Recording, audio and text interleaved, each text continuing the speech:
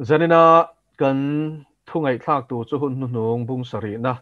ania zanina hian Inpeih ahun to ti hi thupuya kan mangdon ani kan Bible chang in nga na tur chu rombung som pathum chang som pakhat ani rombung som pathum chang som pakhat ani tun lai thilom zia in hriat awang le muhil tho har ahun to tak zet tin hriat awangin chu ka soi ani tuna chuan kan rin tir lai ai khan kan chan nam na chu a hnai ta jok si a zan hi aral lek lek to a khua avar don ta e chu wangin thima thil ti chu pai ila eng thuamin in thuamang u tun lai thil om zia in hriat awang le mu hil tho har ahun to tak set ti in hriat awangin chu ka swe ni tuna chuan kan rin tir lai ai khan kan chan dam na chu hnai ta jok si a zan hi ral lek lek to a khua avar don ta e chu wangin thima thil ti chu pai ila eng thuamin in thuamang u lalpan na thu thiang lim kan sia takte kan zatan mangin som sakro se ole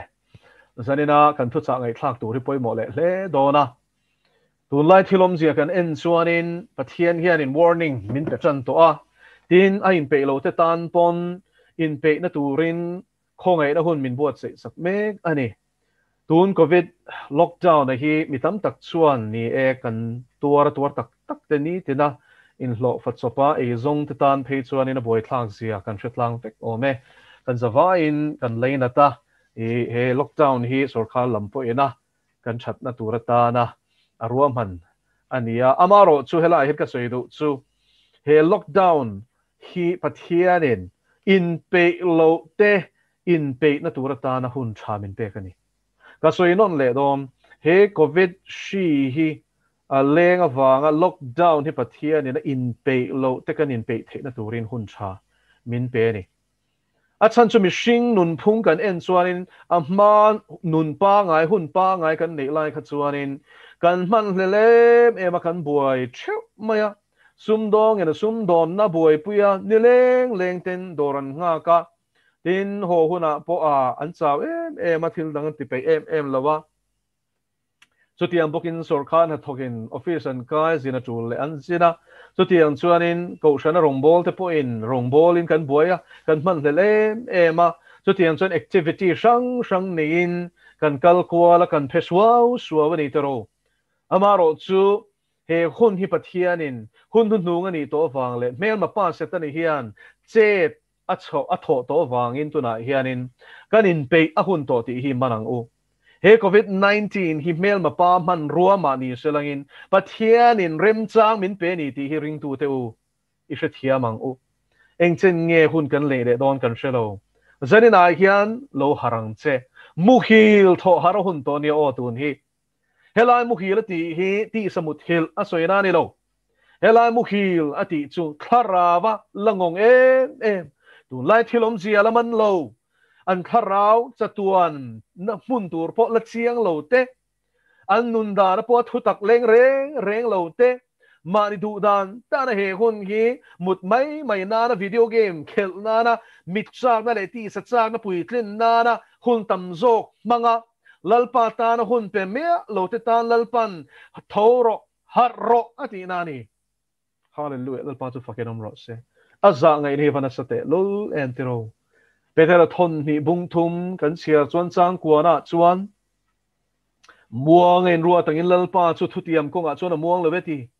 ani tero mitam tak chuan ma na tangin la so Christa local le na te chu a hnai to an ti he kum so meng zang e liam to alo local chuang hle nem an ti nga nui san tu ten lo lo chuak don ti hi Bible in min shil lo kani Peter le kha thona tho khan chu ati lama soini ma senga tinge muang kan ruwa achan cho muang love muang kan ruwa tangin lalpa hi muang lovani o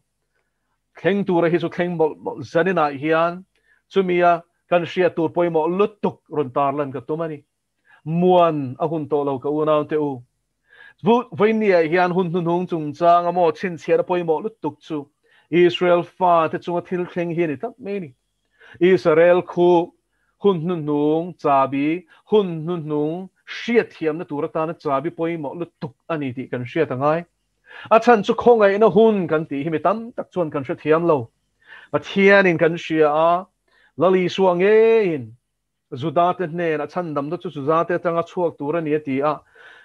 zo hana bung li a khan chu thu chu chiang takin a swani tin tir ko pol chuan chan chin tha chu ka sa pui si lo a ringa piang tan chan dam na tura pathian thil ti theina ni sia a ti ra zudami ta na ni a tin Greek mi tan pon ani ti in rom bung khat chang som paruka chuan zudami chuan chan chin than dong ma sa tura ni atia chu chu mathai bung soma lali suan a zir tir te atir chua tuma a thupe kan en chuan in chiang takin kan hmu ni tero Israel nambo te ne na kal ro ati ni lali suan chuan in Israel nambo te ne na che a zir tir te khatira tin marka le chanchin cha marka sia kan sia chuan in Syro Phoenicia mei chia kha lali suan ne na ron kala afanu ram huai ti buai khati dam turin adil ni khatero ma se lali suan chuan ngoi san ta zir tir te zokin o zir ti tu kaltir mai te ani no me ti hana zui reng boxi chatia ni man se langin lali suan chuan in fa te chang lak saka ui te ne na pe ga moi lo ve ti ni enge kha kha zia mi tam tak tan chuan lali suwa chung kamatan chuan avan na ve ti mai tur ani tero ma se len chu lai chuan mo lali suwa kha zuda te hne na chau tir ani ti hi veini hin kan hria tangai ni ma se langin kha zentel nu khana dil ngo ka wangin mei chia irin anasa mai irin ang chuan ni chunga thleng ro se idi lang chuan ni chunga thleng ro se tia ni chuan a panu chu ram huai chuan a chua san ta ni lalpa chu fakinom ro se ma selain chu kan shia thiam tur chu lali suwa khan aron kal chan per chu pa tir chan atia zuda pathian thuthlun nam te ne na lalpa khan tir photani ni ma selain nan no la kheng betro tia pilata ne nan aw tak nuwa chuan lali suwa chuan in chu kheng don ani ti shen mathai bung som hi pathuma chuan pathian lal ram chun ne na chang la kan nia nam dang te ne na pe kan ni tu kha lalpa na shela ni khatero ti chuan chu ta chuan zentel ten chan chin than lo donga an lo tlanga puita anua phe chuan ko shan kan ti kha zentel ani deuh vek ta ni ni ma sanin pentecost ni ko shan ding tir kha chu zasum ni pentecost ni a tharau thiang lim dong te kha chu zuda vek an ni ti hi isiang o chan chin tha ziak tu te hi zudami deuh vek chan chin tha luka ziak ti lo hi chu doctor luka ero chu nge zentel ania tin tir ko te thil ti azia kan boka chumi ti lo chu zudami ziak fek ania thutlung thari tin thutlung lui phei chu zentel pakhat ma antel lovani ko na te ovein ni hian kan shia tu chu mo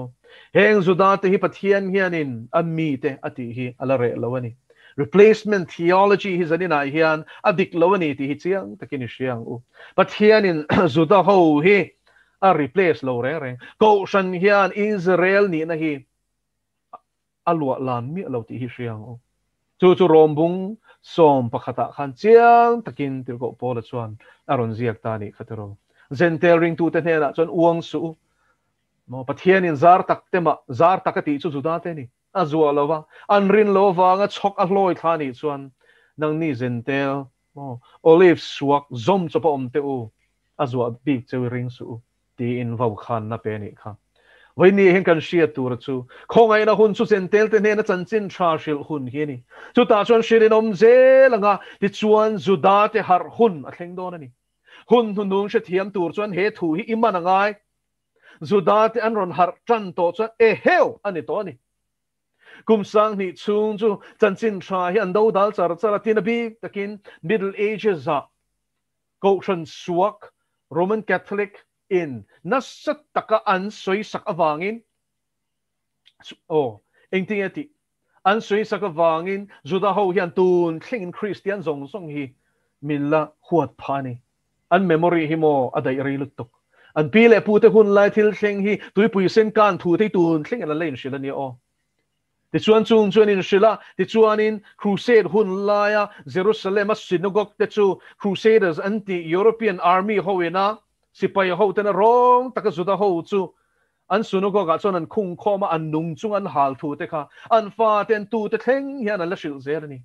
ko na teu khang kha Christian suak ka ti na chana omani lali suaring tu tak takin khatiang khan tingai lo lal pa chu fakedom ro se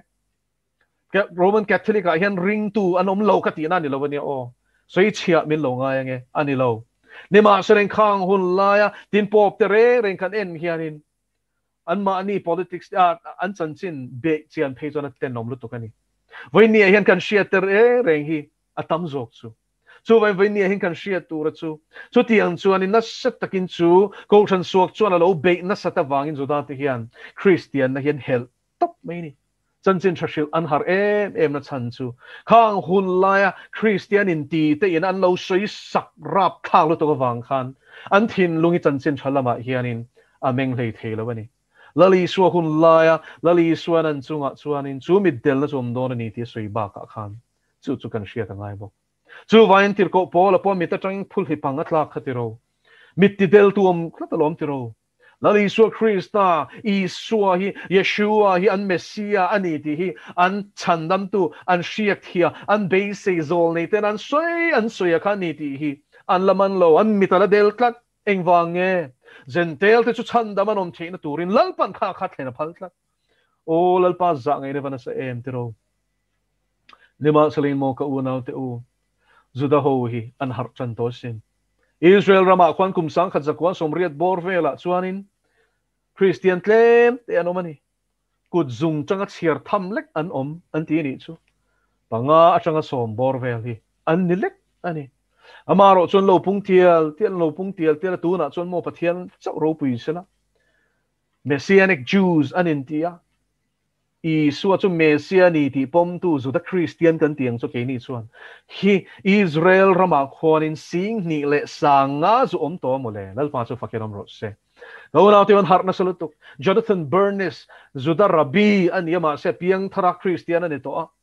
chu chuan sum sang kha chakwa sum sari paruka Russia hmuna zu da ho ne na chanchin thashil tura kal chum te chuan in a ro pir tuk amma ka makhian auditorium a ling lo copy zu da Russian Jews hian on kalani chan chin thangai khang ki mo an du an chen khat pe chu auditorium ma khan mun to si lo luan phal to si lo luan chak si an mit tui tang tla zoi lai te kha video in an lani avaro pui te lu entero zuda ho hian tu na hian an Messiah hi mon huchan to go na te u zentel te fam kim na hun hi nai to ti lo siang chu zentel te ne na chan chin cha shelom hun hi atop nai to ti lo siang che chu ni khongai na hun top zia dik takatsu lali suan in ti kham thai bung som ni pali chang som pali khan tin heram chan chin tha hi shiati na turin nam zong song ne na shilin o manga ti chuan top na chu thleng ti ni kha hallelujah pa chu fakiram ro se go now lalpan zentel te ne na chan chin tha shilom the na tur hianin lalpan tu na hian har na ro pui takaron ti don te kan zir to kha zir line nu nga khan chuan chu ta chuan zentel ten hena na satakin chan chin tha shilin o manga lockdown e down lo we pathian ram zau tur hi I adal don lo he hian he a shina sa po hi lo leng sela pathian ro pui ting mai don ani khalai khani boi lo wang o kan pathian ani oh lal chut phala churenga ro la rel renge ma se mo Israel khwe an har chan to ni chuanin atnai to ni mo ti chuan voi ni ai hianin mo athian hun nung hi Israel atanga zir tur kan ti boka chulai chuanin voi ni ai hian kan shia ta na poi mo em karon chop chwa du chu an zuda rabbi in kumsa khat zanni le som pasaria khan shil lok na kan tiang chu zol nei ram shil lok nei na shil lok ani Leviticus bungsom ni le panga chang soma jubilicum den chenin shil lok na aron nei ta thak mai ngun takin lo ngai tharo he thu hi chuta aron soi lo ka chu Ottoman Turks hoin Turkish ho kan ti hu Ottoman Empire ni ta mana chuanin ropui em maya chu hun lai chuan caliphate kan ti mo Ottoman ho khanin musulman ram kha chu ti khanan op 5 taka lal ram ropui takania chuan Jerusalem thunun tu memukan ho kha an bean ne ani ti chuanin chuta asril lok na chu Ottoman Turks ho hian Jerusalem khopui thiang lim khu Jubilee hun riat chungin an opang atini Jubilee riat 8 jubilees ani chu hun chungin an opang ati ni chu kum sang khat zani som pasari khana soilok tek to ti chuan athi atanga chu kum sang ni le som pasaria soita thita ma chu asoi lo kum sang ni le som pasaria atanga akum zathum na a chia kum sang khat zanga som pasaria kum zathum nu ani chu jubilee hun ruk nu ani chu Ottoman Turks ho chuan melmukan ho chuan zuk beita a an opta ni tin asoilo kan chen kum sang khat zakwa kum sang khat zanga som pasari ka soiswa kum sang khat zanga som pasari atanga kum sang khat zakwa som pasari thlengin Ottoman Turks hoin Jerusalem khu an thun huayan dani zentel ta ra be turin ati khamo ti chuan chu he rabbi aming chu Rabbi Judah ben Samuel ani Rabbi Judah ben Samuel ani Talmudic expert ania scholar ania ti chuan chu anin I Jubilee hun riat chung Ottoman Turks ho hian Jerusalem an rabbetang ati kha ron thleng dik le ta chak ani chu kum sang khat zanga som pasaria an opchana kum sang khat zakwa som pasari kum zali achan chu Jubilee kum hi kum som nga ni chu Jubilee kum ani ti chuanin Jubilee riat chu kum zali ani tak chu mo som nga kha pariatin han puntir ta la so zali ani ti chuan kum sang khat zanga som pasari atanga kum sang khat zakwa som pasari chu engzang ni ta kum zali chia anopani chu kum zali anop nuwa chuan British hoin an hne ta an kuta tangin an chu sakta a ti chuan kum sang khat zakwa som pasari atanga kum sang khat sakwa somli le pasari thlengin British hoin an opa chumin nuwa shil lok le pakhat chu Turkish Ottoman Turk lalram ina kum zali a optura soilok pa ka chuan chumin nuwa chuanin Jubilee khat chung chu I a olanga atini chumin nuwa chuan Jubilee som na chuan Jerusalem hi Judah te kuta pe ka ni leng atini chu a thleng dikem kum sang khat zakwa som pasari a khanin Jubilee hun riat chung Ottoman Turk hoin an optura ti kha zo ta chia akum chia ko chu kum sang khat zanga som pasaria an opchana sang khat zakwa som pasari kum zalina chia khanin British hoin an hne sakta an chu sakta ni Jerusalem kha ti chuan British ho chuan in British mandate an tia chumin noya chuan kum sang khat zakwa som pasari teng kum sang khat zakwa som li le pasari Israel ramanga pian ma chung khachu British ho noyom ta ma se Jerusalem khachu Israel ram apian nuwa po khan Israel ho kuta khwan om mialo Judah ho kutan pe phal lo Jordan ram khwanin lal ram khwan kum sang khat zakwa som li le pasari atangin kum sang khat zakwa som ruk le pasari thleng a opani ma se mo lalpa ro puizele makzia chu Jubilee om zia kha kan soifia lokange Jubilee kum Leviticus bungsom ni panga chang somi chiar chuanin akum som nga na chuan entinan kha kum som nga chung khan rethei wangin amo ba an nei wangin amo an in le lo pathian ina chan chu Israel fa te kha ram tur kha asem chewni kha chu numbers in chuan chiang takin in buang nam tin hne na khan pathian in an chan pual a pe chewani ti chuan I chu ko tin hne na kha khan sem dar le ta ti chuan chung kwa hne na ape ka pathianin ti ri la phal lawani Jubilee kuma chuanin rethei wangin kha rama kha sum an baten pe klak theina nan lo da khamani point Jubilee kuma chuanin aram nei to dik tak atira tanga pathianin na chungte apile pute hne na pe ka hne na khan akir le nge turani ti pathian danani chu Jubilee darani chu wangin Jerusalem hi Israel fa the na lalpa na pe ni lalpa chu fakenom ro se khovel hian engang point chu ma selangin tu ma chu thian ani lovani Israel fa the na lalpa na pe ni Christian ten an chu thiang lo Musulman ho in chu an chu nasa chu po chu lalpa na aphal chuang lo ti chuanin pathian khun top khun nun kan nei to ni ti hi Judah te kuta Jerusalem a omachang hianin alang siang chanta ni su aram nei tu tik tak akhopui nei tu tik tak kutalal pan apek let su Jubilee kum chi hini kauna chu tro le pathian hian Jubilee kum amma khun ruat Leviticus sama dan pe kang nge chuanin naron thok tatlat mai ti chuan kum sang khat zakua somruk le pasaria chuanin Jordan Egypt mo Syria ho chuanin Israel chu anhan pe ron tani chu ta chuanin chung laia Israel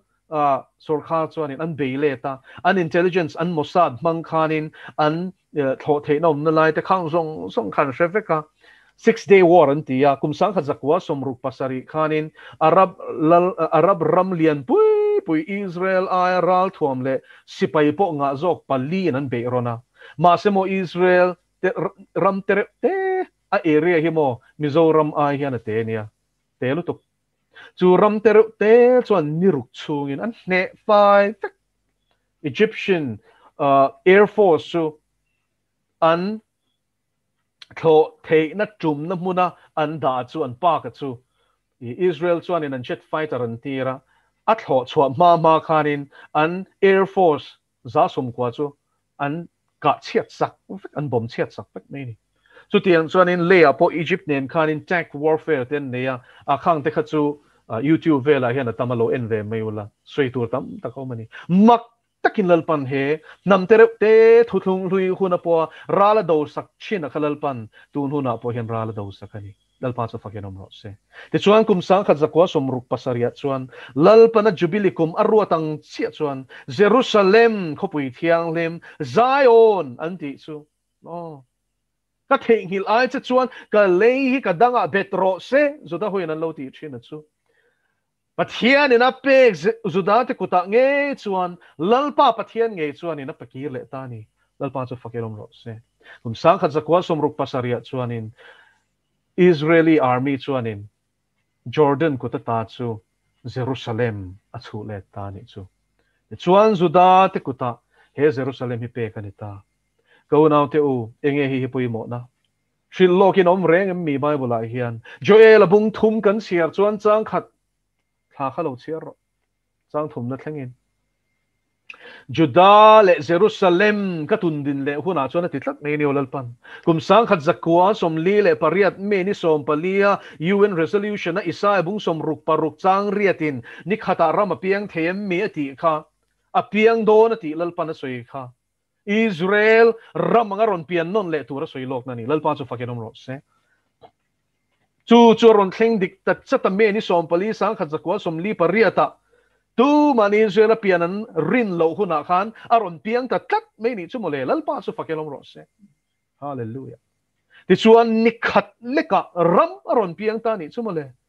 enge kan tiang judami kan ti don an tia a ming an phua tur kha atira chuan an buai ni ma selangin a ming phuan buai kha lalpa na ti re a mo Israel ti kha an phua ta ni Juda le Israel an in chen man ming putakha an punon le tani chu lalpa chu fakenom ro se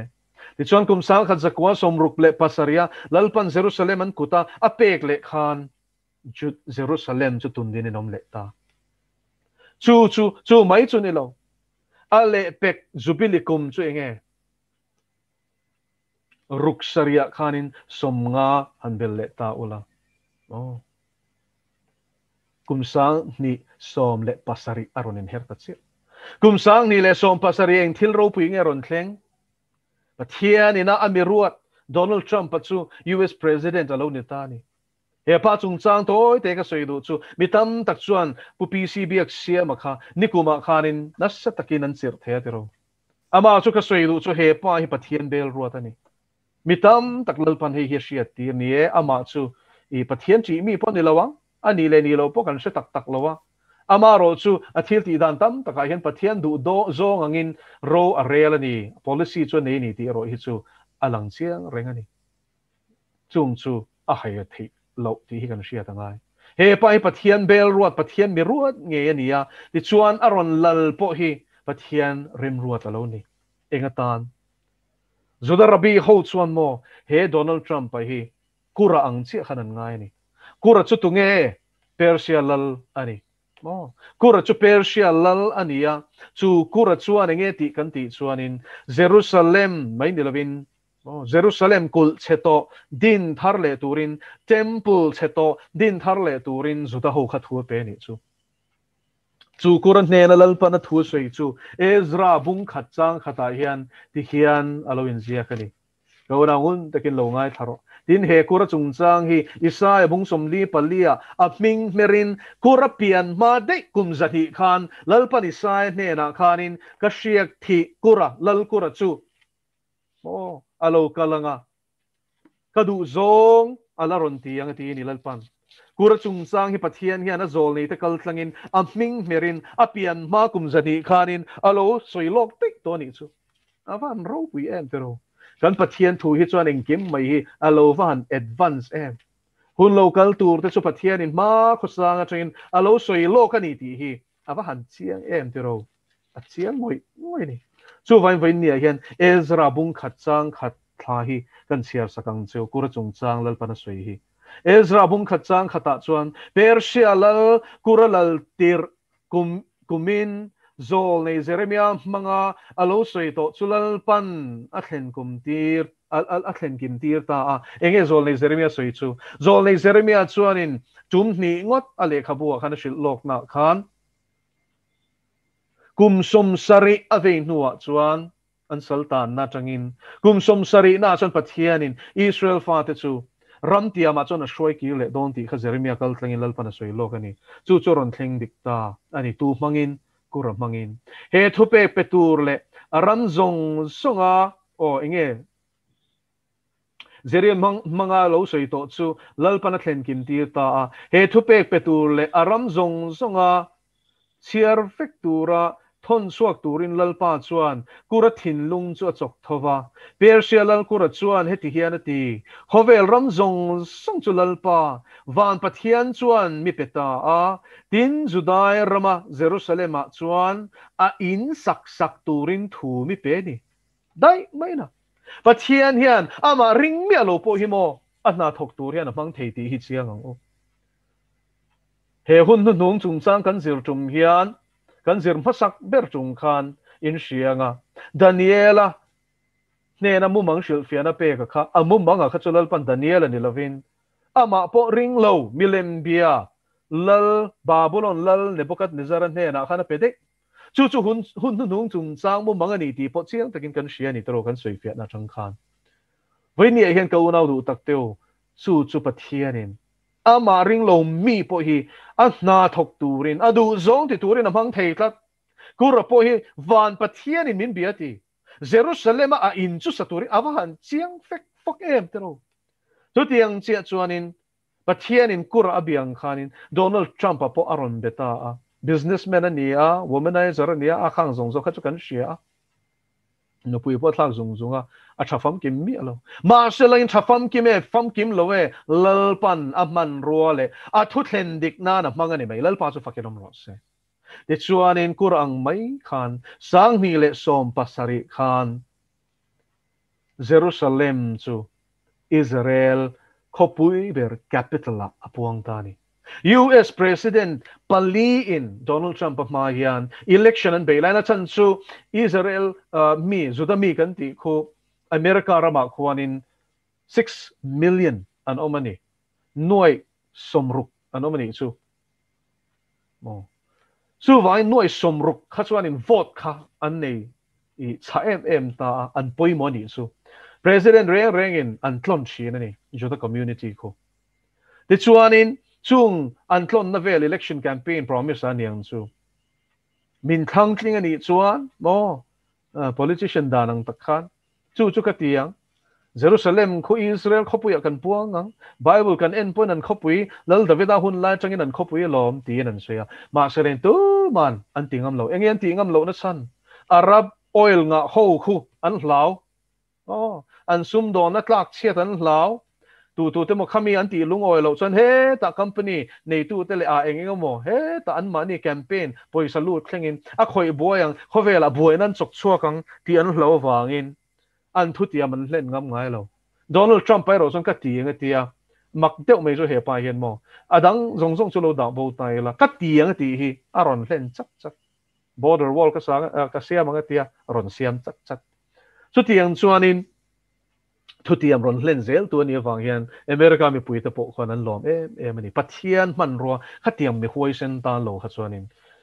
politician mấy tan cho nên bắt thiên đủ dòng tị chi này là vậy cho nên lalpa rem ruột hết tiếng mi buluk khi lalpa hiền adu zong ti turin arwam man ti turin ron ti ta ko na ti sang ti som pasaria Jerusalem chu Israel khopuya pom aron ni chi khan khovela ram chak berle hausa berina aron pom chi khanin aron pon chi khan ram dang te point an embassy chu Tel Aviv an khopuyan pom hasaka atang khanin Jerusalem a khwanin anon son ngam ve ta ni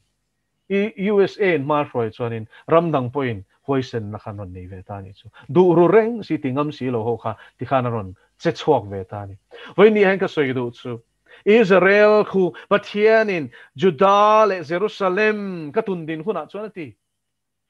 ko naw te hun nung chin chiana ni ti hi chiang ang u chu chu mo har na nung le chiat na lo thleng tur Joel bung ni chang som ni pariat kha a soi nuwa mai khan bung thum na chu chu soi ni ka soi fo du chu bung le chang hi chu tun nuwa pek chawani ati ra heng an zia hi chuan in a buang topin an zia bung le chang in pelo chu wain khatiang kan chia chuan a in phaman chho sakani Judah le Jerusalem hilal pa hian hun nga hianin atung ding le don chumin nuwa chuan nge thleng turin shen har makedon in do na Israel hi setan hian ti chiat tumin mo a chui suai te ram sang kel ram ho hi goga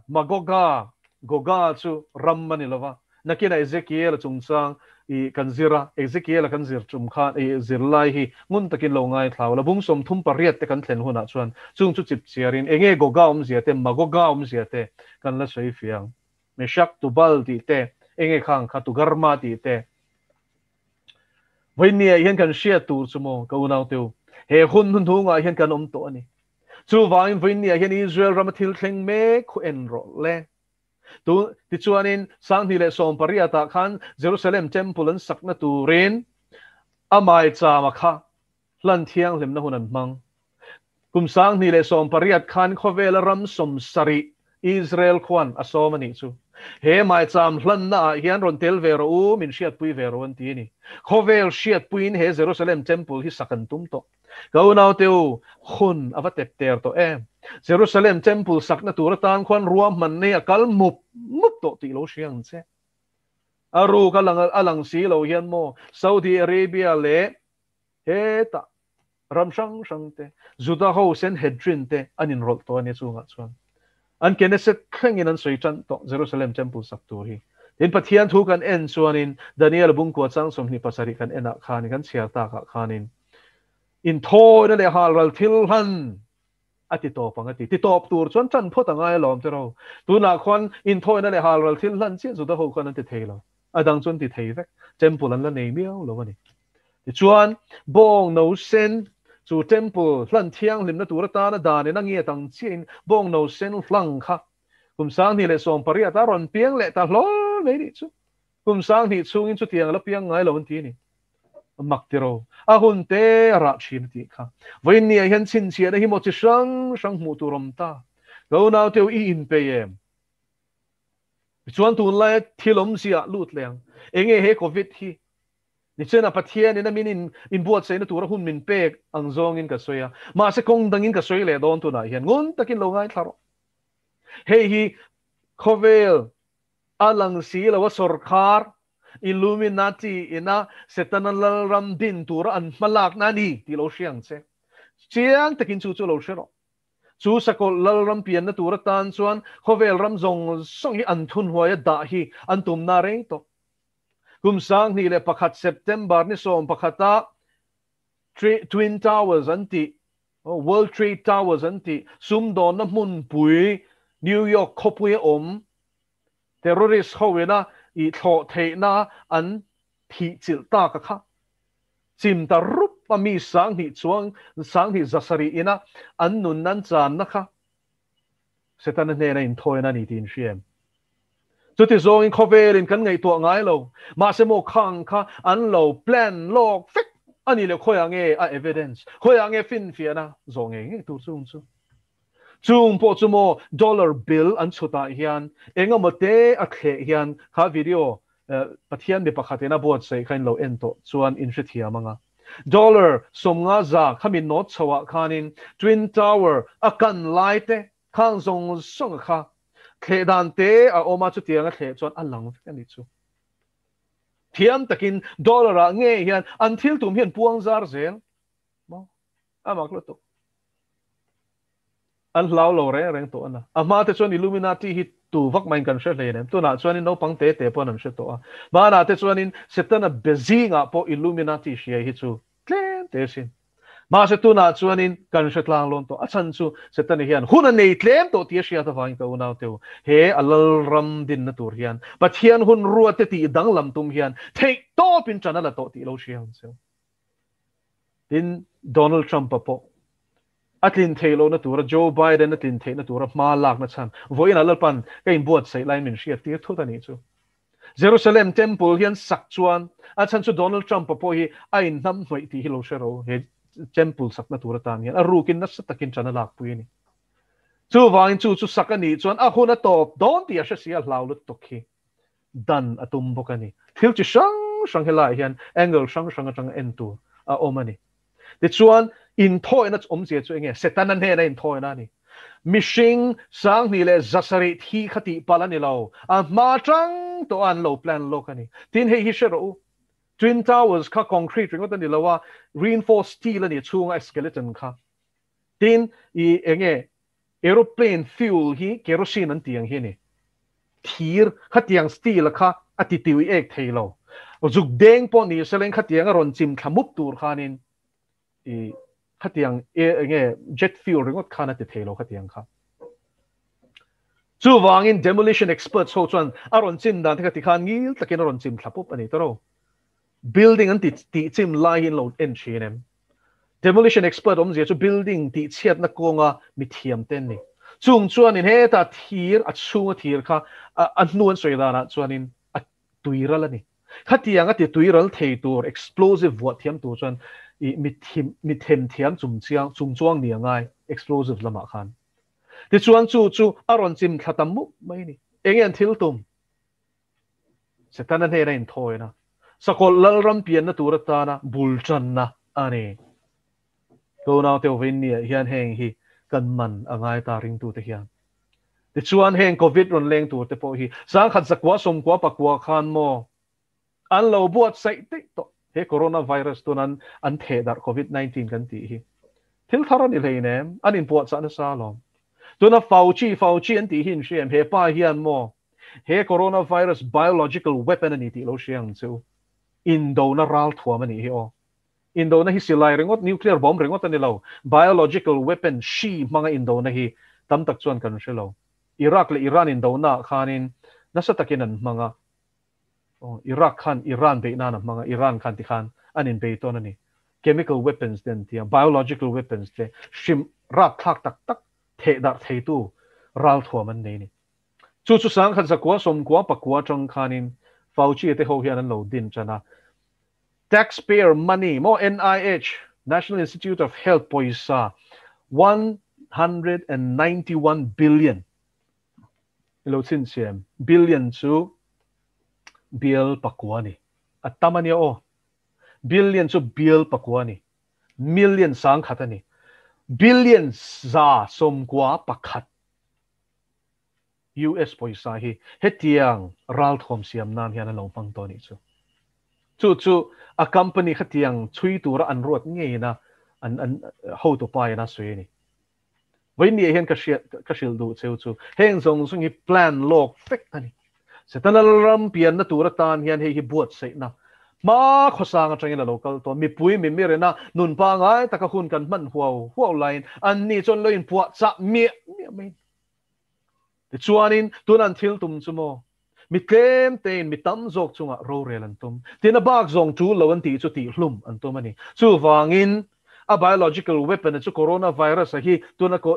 SARS-CoV-2 an the dar hi ni ma sela SARS ringot po hi biological weapon ani to sa chu aya hla omzo kin anon siam chuak le a tuna hian mo China hian thilati in shem chanchin thar anon tar la na chung skywatch hian anon tar langa NTD anon tar lang boka ramshang shanga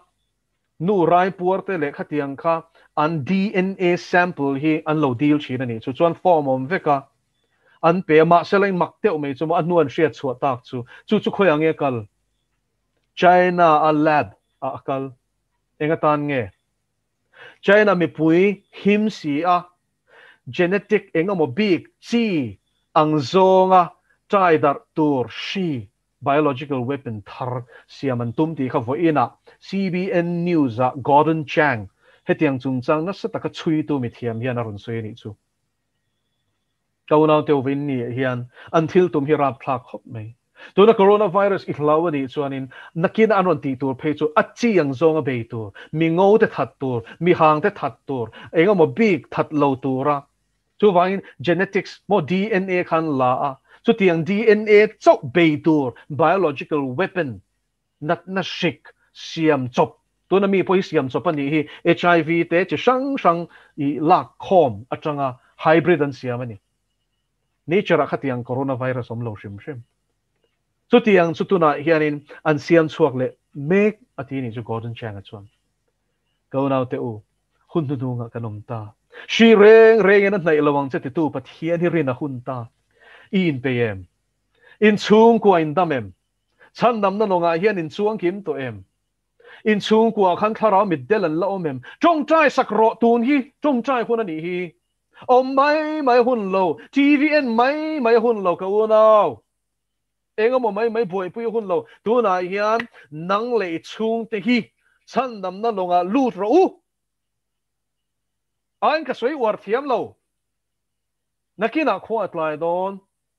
kan chung ko lal pan min soi tir fo hi zani na hian Krista zara ka chung te ne na ka soi du kan in vei thei hun chung chu mo he le hi ni thi nu pia lam rama chuan mo eng ma kan in shedon to lo thi nu pia lam rama in ngai nam to don lo tun hi in leina thei hun ani vana chung kom te chuan in siang ma selangin le kanom lai nge hian in ve ang una kina chuan o ka pa kha shem hunat lata itireng don to lo kan in shedon to lo pa le fa nu le fa kan in chen no yang ti hivan lo mem I chung kwa ve ro in dam lo ni chuan om mai hun to lo zanina hian harro nuber paber harro chalai te u harro u khovel tla na hun to lo hun khoral na hun om to lo hun khoral na hun om to lo thola harro eng ro chong trai ro ipathian aw ro muthu to su jonang khan muthu su tholai pathian aw ro ti hun anita go now teu hun tlem te kan nei to o hun tlem te kan nei to zora mina kan dai tu hi rap thak dong lu tuk pok chula chon lut le lokang Myanmar thil thleng hi chumo athem chawani a hlim thlani ti lo siang che rap thak itm rap thak e ma se zora malal paro re na thleng tur ne na khai khin chuan mo ala ne plutuk lal para min mu ti le min shia tir chin ringot po hi rap thak lu tukani he hun pal tlang turian tu na hian Josephina bu zem a kum sari kum chat kuma bo bu a chek kholang khan shiak lo khol ro nur thiang lim fing panga thaka shereng ro mathai bung som ni panga khana in ziak chung a fing te chuan mo khon war rualin tuin kengtel a te chuan tuin kengtel lo khon war chuan nei tho go na ven ni yan mo tui khol chu I so ke bula thut hi ni tui khol chu mo mari chan hi ni tui khol chu mo lali so thil dang zong ai da poi mo hi ni tui kholom zia chu mo bible share tong chaya pathian ke bula thut mela tharau thiang lim pol thei tura zir tir thei tura atana hun thin lung ngai to na zong pe hi ni go now fing ro le ingai tua na ka pathian thuin ti thiang him ti ro le lalpa chi nein sual kal san la ingai tua na ka thutakin lo ti har fim ro se I tharau mit chulo var ro se in pu cha hun ta hun tlem te kan nei chungin Nazareth Isua kal lian ta anti mangein kan zawa in lo harang o lalpa na thu kan ti ri te kan zatan man min som sak ro se